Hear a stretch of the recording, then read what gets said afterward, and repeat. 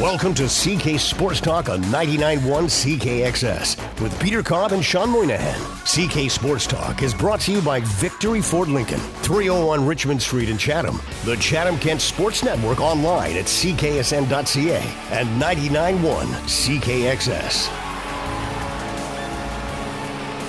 Good evening, everyone, and welcome to CK Sports Talk, right here on the Mighty XS. That's 99.1 on your FM radio dial, if you're keeping count of the numbers. My name's Peter Cobb, and yes, sitting at a 38-degree rakish angle, you know him as the wizard from Wallaceburg. He's Mr. Shawn, Patrick Moynihan. Our producer, Corey North, who will be heading south to Ridgetown, that is he's out back. I don't know, what he's doing. Chris Taylor's here tonight. We got Mo is here tonight. I mean, the whole crew is here tonight. Greg was in earlier. Greg was in earlier. CKXS in the studio tonight, Pete. No kidding. And hey, listen, we had some interesting talk about hockey last week. We sure did, Pete. It was our hockey show. We had people make predictions for the Stanley Cup final, and I called some of the predictions courageous because they were made actually before round one was over. You and I, of course. A few people snuck theirs in at the very last moment, but bad news for Greg. He took San Jose. Bad news for Corey. He took the Leafs. Tom Baker took Chicago. Dr. Frank Little, former guest on our show, took Montreal. At the time, I really liked the pick. Sparky Leonard, well, you knew he was going to take Toronto. In fact, he even picked an MVP of that series, Anderson. He's out. Seth Griffith, he had to pick the Leafs. But he also picked Anaheim, too. He picked the Ducks, yeah. And myself, way back when, I picked a Chicago-Pittsburgh final and had Chicago winning it all, so I'm out. But luckily, still alive. We have Chris Summerfield here at the station with Washington. Jay Smith is still alive. What? With Pitt. Yeah, I know. God, if he wins, we'll never hear the end of it. That's like the Blue Jays winning the World Series, but we should maybe talk about the Blue Jays and how well they're doing. Yeah, maybe near the end we'll just slide over to some baseball. Fred Durk has Nashville.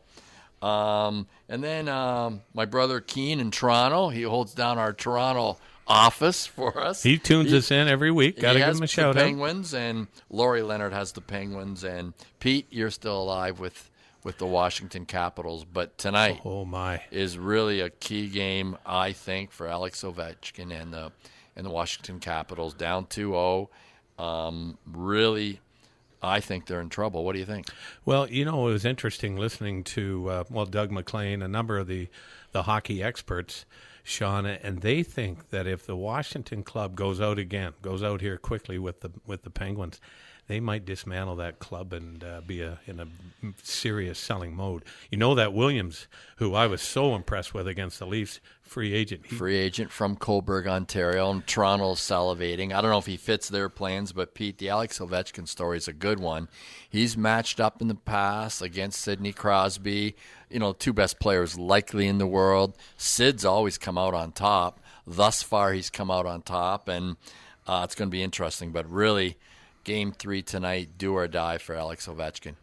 And you got to hand it to last night, Shawn, the Anaheim Ducks jumped out to a 3-0 lead, and then boom, they show a picture of Gretzky celebrating when Connor McDavid scored to tie the game. Well, then it was a must-win for them. They went on to win 6-3. I think whoever wins that next game wins the series. Yeah, that's a big one. What surprises me in a lot of the series is the number of offensive chances.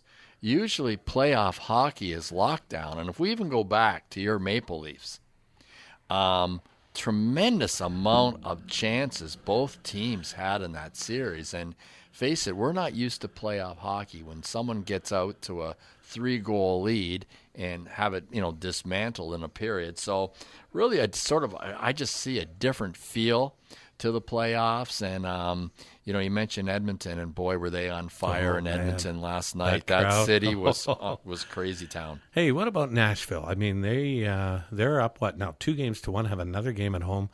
They might be built to go to the finals. That's a big physical club. Yeah, and 4 lines that all their lines can do it.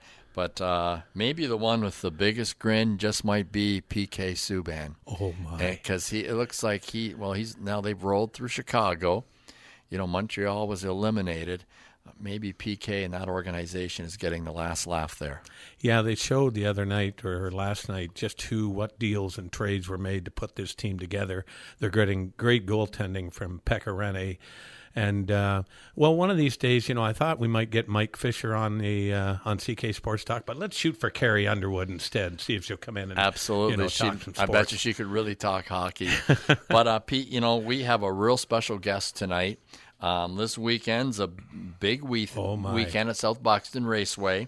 And listen, everyone, we're going to take a short break, but when we come back, Jake Hooker is in the studio. And he's going to share with us his tremendous journey as a driver and Team Hooker. We'll be right back. Welcome back to CK Sports Talk with 99.1 CKXS. To submit your local sports news, info, or score, email news@ckxsfm.com. All right, welcome back. A little prelim to our guest. You know what, Shawn? I got to tell you this. I remember my experience going to the racetrack. Now, I'm ashamed, and I've said this before, I'm ashamed to say I've never been to Buxton Raceway. Been to Sauble Beach. They got a beautiful track. Mm-hmm. Our cottage up there, Sauble Motor Speedway. It's just gorgeous. But in studio, we have a young kid, 16 years old. It's incredible, in studio, whose dad, you talk about legends at Buxton Raceway. He won one year the All-Star Series, which was major coin, and for a crew to come out of Chatham, Kent, put that team together. They raced at Mossport, upstate New York, down in Toledo, and won them all. Couldn't be beat. And that was the great Kirk Hooker. And the torch has been passed. Look out, Scout. We got Jake Hooker. Jake Hooker is in our studio tonight. Jake, only 16 years old, drove last year at South Buxton. Jake, welcome to CK Sports Talk. Thank you, Peter and Shawn. How are you guys? Oh, fantastic. We're good. Jake's been sitting here with us, Pete, really enjoying the whole radio experience. Well, his mom and sister are just over our shoulder enjoying this too, Absolutely. Jake, we're going to talk a lot about your family and your early days here. But first of all, tell all our listeners about your season last year. You had from my reading and research, you started last year in May, had a tremendous first season. Tell us about it. Yeah, we had a great first season in the late models. I think we ended up with like 9 top 5s and out of the 11 races we had. And then we ended up third in the points and got one win for the heats, and we didn't end up with any features, but hopefully to change that this year. For sure. And, Pete started by talking about your tremendous family tradition of successful racing. Tell us, of course, you were born into it, but tell us how you became involved and sort of the steps you took to be a driver. Well, that's a pretty good question. I grew up with racing, obviously, like come home from school, Dad's always working on the race car, so he always ended up out there with me, my mom, my sister. But I didn't really get into racing until I was like early, like 7 or 6. I ended up watching my cousin Shelby and my dad go out there go-kart racing, and I'm like, Dad, if my cousin can do that, I definitely can do that. So then next week, bring up racing, Dad got a go-kart, and we went out racing. And that got you hooked, eh? Yeah. And that's incredible because, I'm just stunned, Pete, a 16-year-old driving at this, steamed racetrack. I notice, Jake, your car's number 38. And I asked you about this earlier when you're in the studio. Tell us why, your car's 38. My dad was number 38. And since my parents own the race car, the rule is that the number will be 38. And my sister was born on January 3rd, and I was born on the 8th, so that also equals up to 38. It all fits. That's so cool, those kind of traditions and how that, it's just not something out of the blue. It's for sure. And does your team have a traditional color or colors, I guess, that they use, or does that fluctuate from year to year, or what does Team Hooker have to have? My dad doesn't have the best eyes, so it's usually white or bright numbers, so he can see the race car. Oh, good stuff. Well, number 38. Listen, we know, of course, you're driving, and we know your dad is really skilled. Tell us about your team. Who's behind the scenes with you? I know we talked earlier in the year to Team Redneck, Jim Dale Jr., and the O'Leary brothers, and what entertainment, folks. They talk so much about that team they had behind them, having success with. Tell us, who's on your team? Who's behind you? Well, obviously I got my dad. He's a huge part of the racing. And then got a crew guy named Matt and Darian Wathier. Darian was supposed to come on, but he was busy. I met Darian at the early fish fry there we had on Good Friday, right? Yeah. He's your tire guy, isn't he? Yeah. And he had to do some homework. He's trying to get his grades up for university. Well, hey, that's important. No radio shows until the homework's done. Yeah, and then I got my mom and my sister. They're also a big help, like emotionally and physically on the race car. And my JD, he is you met JD at the fish fry too. Yes, I did, yeah. He's a big help, and a lot of my dad, me and him, we just go in the race car and just toot around mostly. Right. Do you consider yourself a good mechanic? Or you must really be learning tons about the mechanics of this automobile. Well, how do you class yourself? I wouldn't say I'm the best mechanic out there. I'm definitely far from that, but hanging around my dad a lot, you learn a lot. You always got to be paying attention because he works fast and he knows what he's doing. So if I brought my car over to get it souped up and have an oil change, you're the guy I talk to? I'd go to my dad first. Okay. Yeah, for sure. Listen, I know, again, we talk about the people behind the scenes and mom and dad and all the help and all the support, but you have quite a list of sponsors. And why don't you share with us your list of sponsors for 2017? So I have Perfota's Garage from Ebert's, Country View Golf Course. Harris. That's unusual. I wonder how Country View got in there. I don't know. Harris Construction, Triple P Farms, AP Racing Engines from Windsor, Vertec Contractors, Sunpiler Trailers, Raymac, Spira Fire Protection, Waddick, Drum Chip Inc., 5 Star, Inside Track, Leaf Racewear, Extreme Bodies by Hook, RJ Fiberglass, DSW Property Maintenance, Complete Turf, Andrew Rion Motorsports, Larry's Custom Exhaust, Dr. Detail, Steve's Pizzeria, RPM Designs, and Chatham Outdoor Power. Yeah, and I know some of these are, of course, cash donations, but we were talking and you were sharing with us some of the specific gear some of these groups actually donate to you. And tell us about some of the real specific pieces these sponsors come up with. 5 Star, they donated us every year a nose and a hood, so they're new lightweight hoods, and we got offered to try them. Leaf Racewear and Inside Track, they both bought me a fire suit together. And, oh, wow. What's a fire suit worth if I was to go and get one for my vehicle? Or when Jenny's cooking. Yes. My fire suit is a 3-layer, and it costs $1,500. Oh, my goodness. Sunpiler Trailers, they safetied our trailer and put new brakes and tires all the way around it.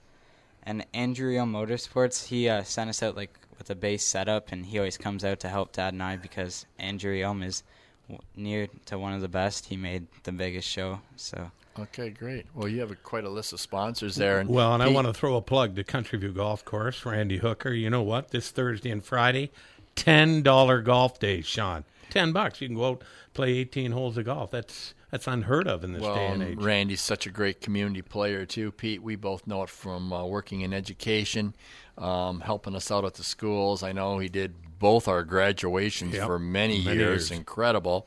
I know over at St. Ursula, he graciously cooked everything for our Thanksgiving Day dinners and all our other special feast days, etc. So Randy Hooker, boy, tremendous. And Pete, this weekend it all starts at South Buxton. Let's talk a little bit about those races. All right, Jake. Now listen, I pulled up the website here, and a beautiful website. They're on Twitter too.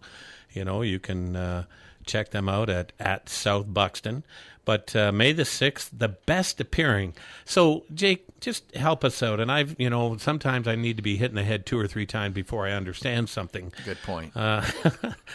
LM late model, modifieds, sports stocks, mini mods, and bombers we'll see this weekend, May the 6th, at the Buxton Raceway. Talk to us. I heard you say you drive a late model.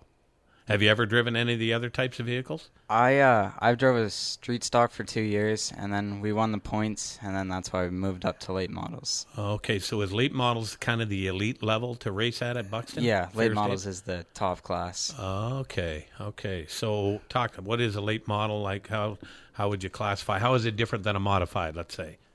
A late model is a 2,300-pound stock car. It's unlimited motor, so as much as you want. I think our motor tops out at like 850. It's a 14-inch rim, and a modified has an 8-inch rim. And I think okay. modifieds weigh 2,500 pounds. I'm not too sure. A late model has the fenders on it on the front end, so there's like no open wheel concept. All Modified has the big open wheel concept, and modifieds have a motor restriction to follow, and late models you don't. Okay, what about bombers? I love that name. What's if I were to see a bomber at a racetrack, what are we talking there? A bomber is like a car you drive on the street. Just it has to have a roll cage around it, and I think it's a full containment seat, and all the seats have got to be out, of course. And then they have I think it's a 4-cylinder, and it's a front wheel drive car, not like the rear wheel drives. So is that kind of an introductory type vehicle in race? Yeah, that would be like the introductory vehicle for like a full sanctioned car. Okay, well, very good. What time do things get rolling when people start rolling into Buxton there and be ready? Because it's opening night. It'll be packed. Probably 6 o'clock. Yeah, I I'll imagine. have to check that website and see what that's all about. And that's this Saturday, of course. It kicks off. And you know what? We got it. Sean, sorry to interrupt. We're going. We paid this lip service. Yeah. Team Redneck invited us. The O'Leary brothers invited us. Jake has now invited us. We're going to look at this schedule, and we're saying we're coming on this night. And we're doing some interviews live there, and going to put a real nice show together. We get to go right down in the pits. I'm putting on the coveralls, and we're going down to see, where the grease is, and hear the roar of the engine. And you know what? That's something I read.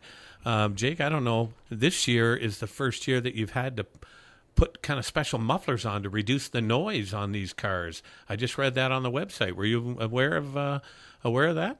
Yeah, Dad and I put mufflers on the car for the noise because Buxton's had a few complaints for being too loud. Probably Brian Bro, he lives out that way. Yes, Brian Bro lives out that way.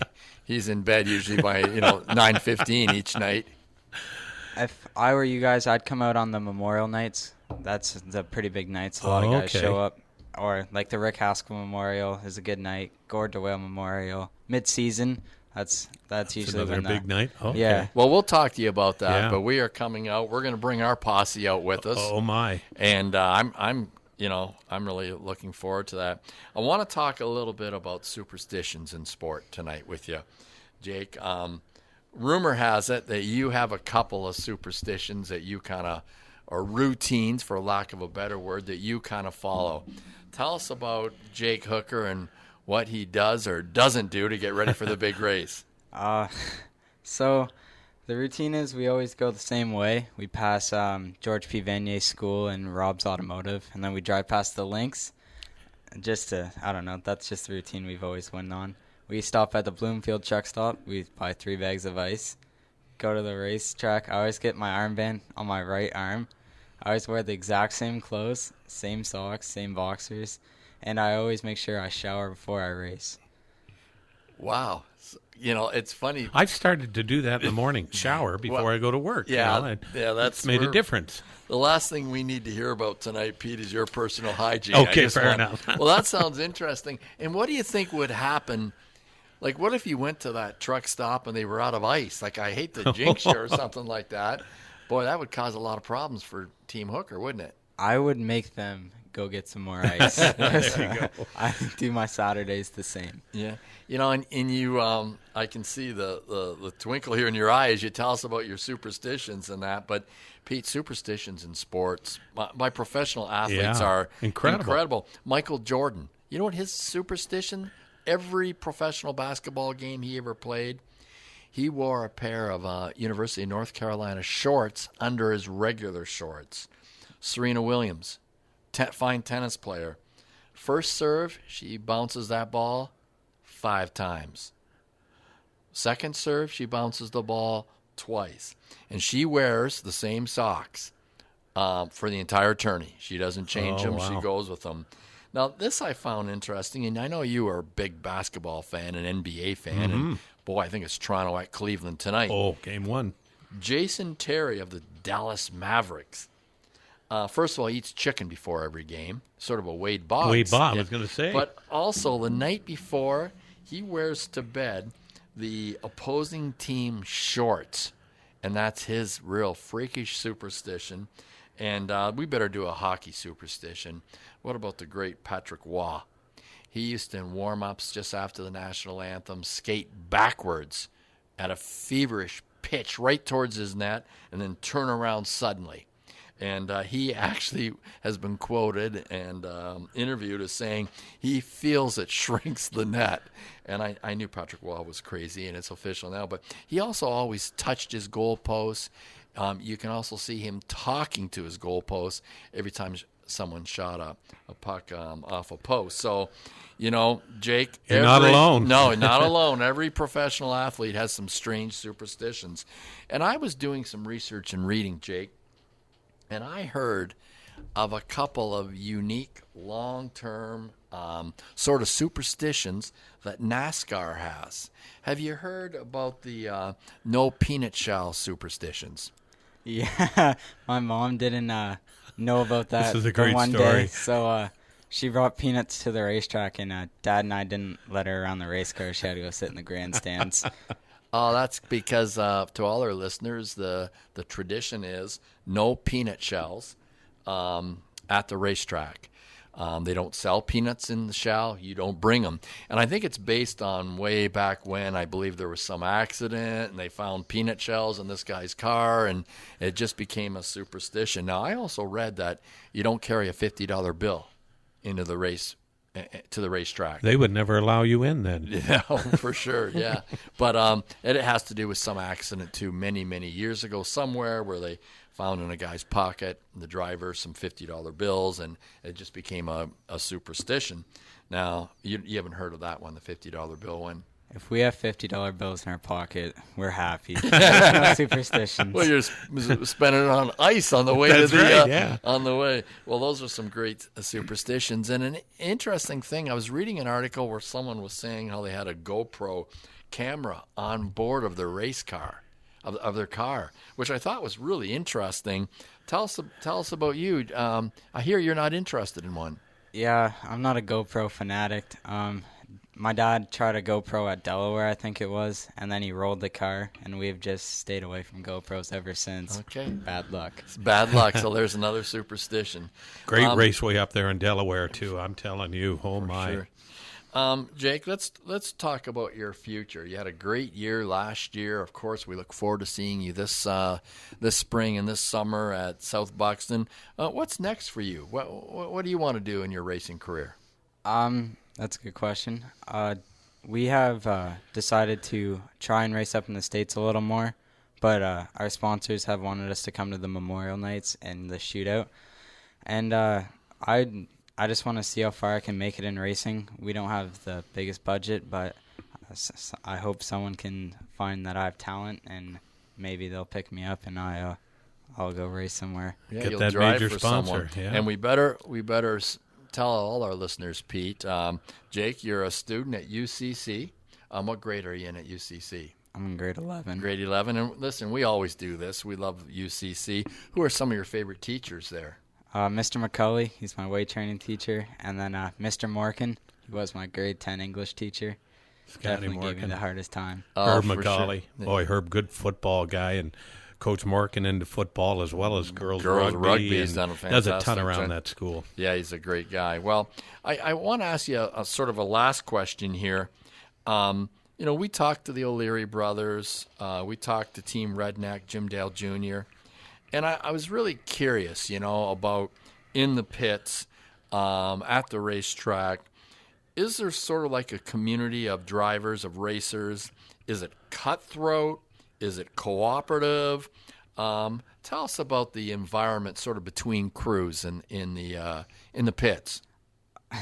Well, I always make fun of my dad for this because I say, I didn't make any haters, you just gave them all to me. Outstanding. That is beautiful. So our team, we like to stay to ourselves. If someone needs a part, and if we have them, we'll obviously give it to them. But Dad says we go to the racetrack for business, and if we wanted to have fun, then we'd have beers around the pool. Anyways, I don't drink beer, but I'll go for a swim. So we just keep to ourselves, and we go there to win races, and we're sociable, but we're just loners, I guess, sometimes. Basically, it sounds like they've got their game face on. Absolutely, nothing wrong with that. Outstanding. Well, Jake, this has been delightful to hear you and hear your passion for racing.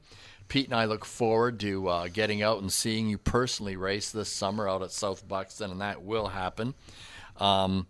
Good luck this year, and thank you so much for joining us on CK Sports Talk. Thank you. I hope to come back on the show another time. Oh, Fantastic. We'll have you back for sure. All right, Pete, we better take another break. And listen, folks, when we come back, stay tuned. We're going to talk about May 2nd, 1959. We'll be right back. Because local does matter. This is CK Sports Talk on 99.1 CKXS.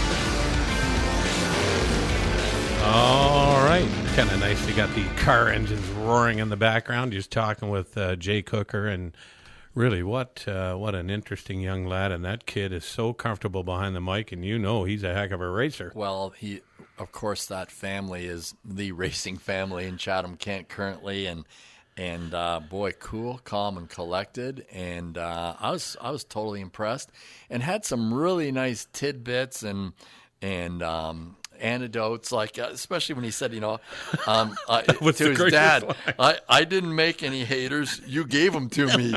Like, that is a great line. The kid is sharp. But listen, Pete, 1 year ago we had a program on this fine radio station when it was your birthday, and that night I totally missed it. And I got home, I felt so bad.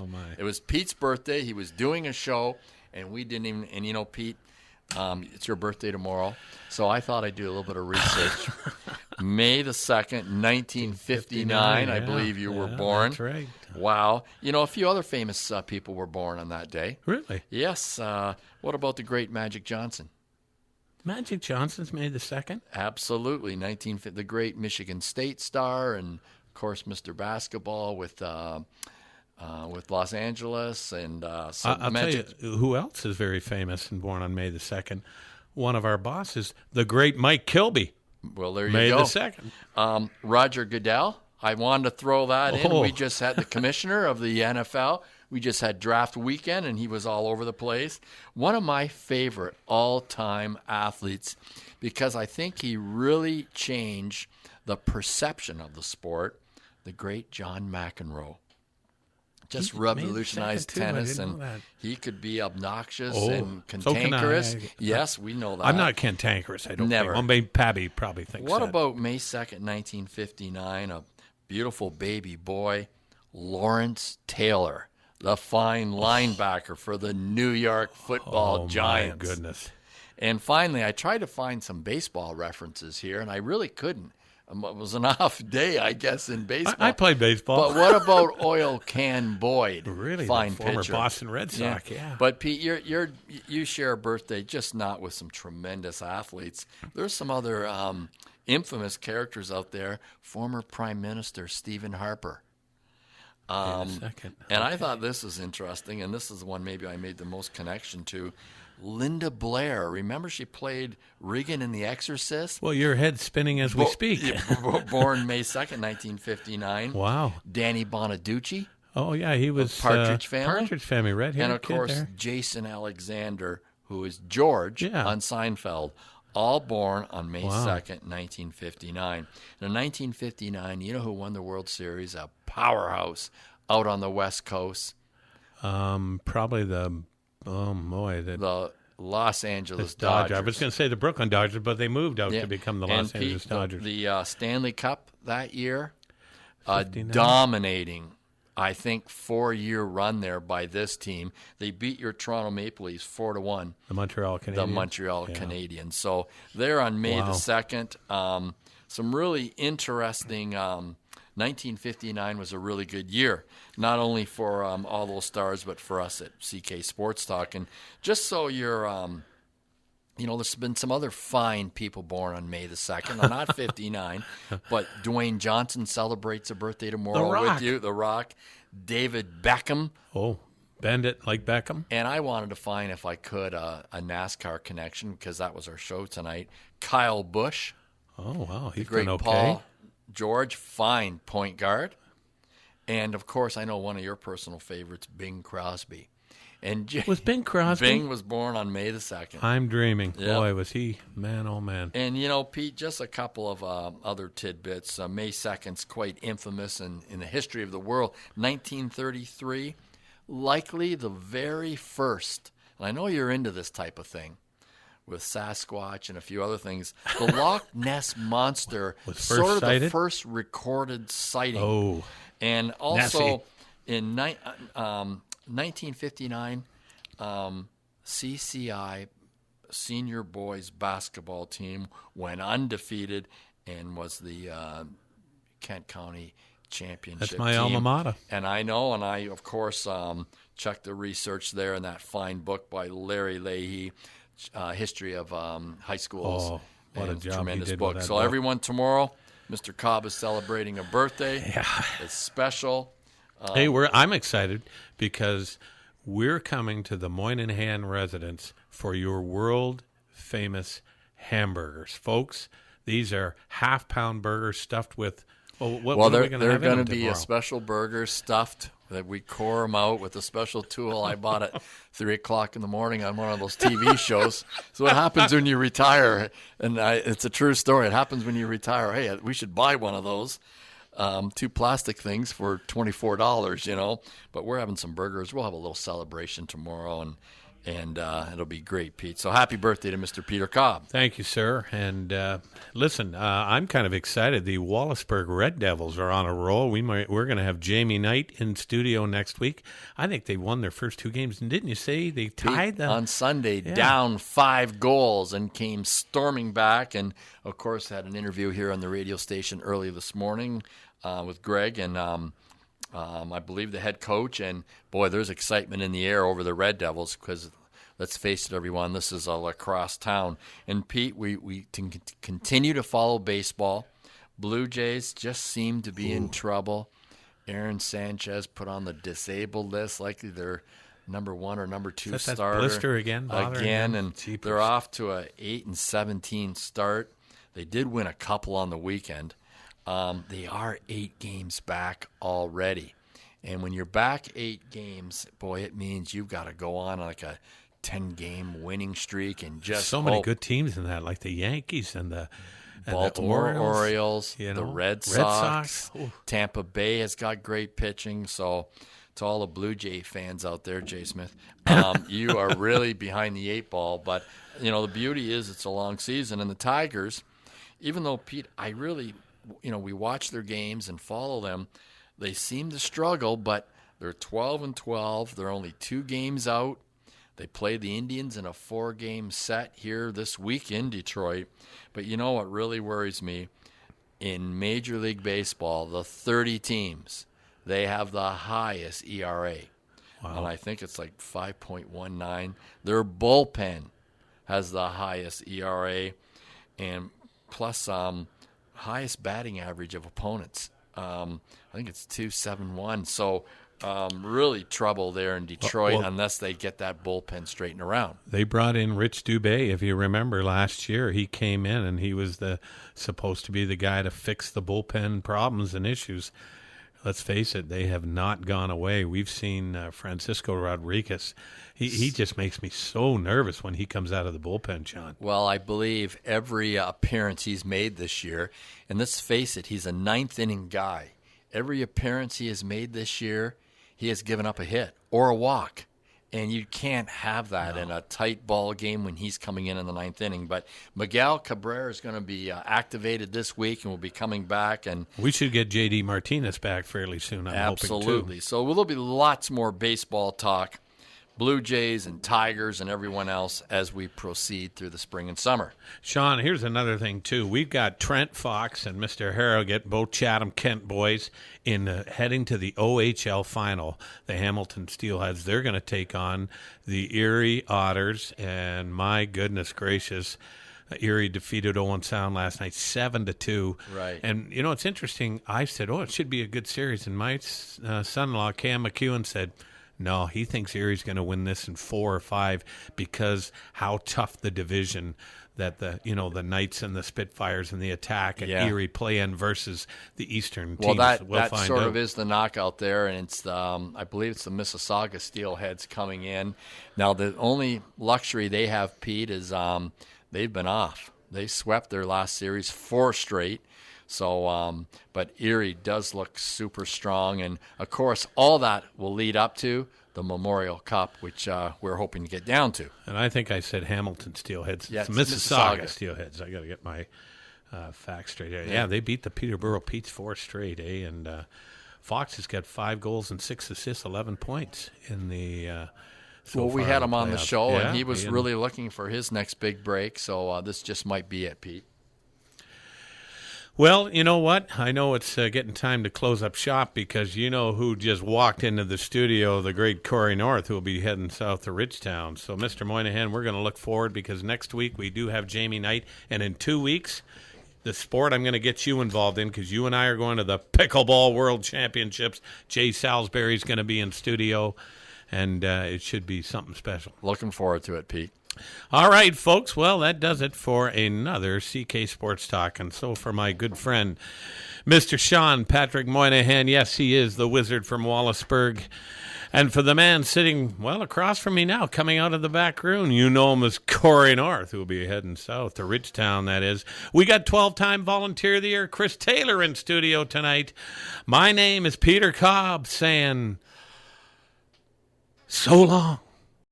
Thanks for listening to CK Sports Talk. Tonight's show was brought to you by Victory Ford Lincoln, the Chatham-Kent Sports Network, and 99.1 CKXS. For more local sports news and information, log online to the Chatham-Kent Sports Network at cksn.ca.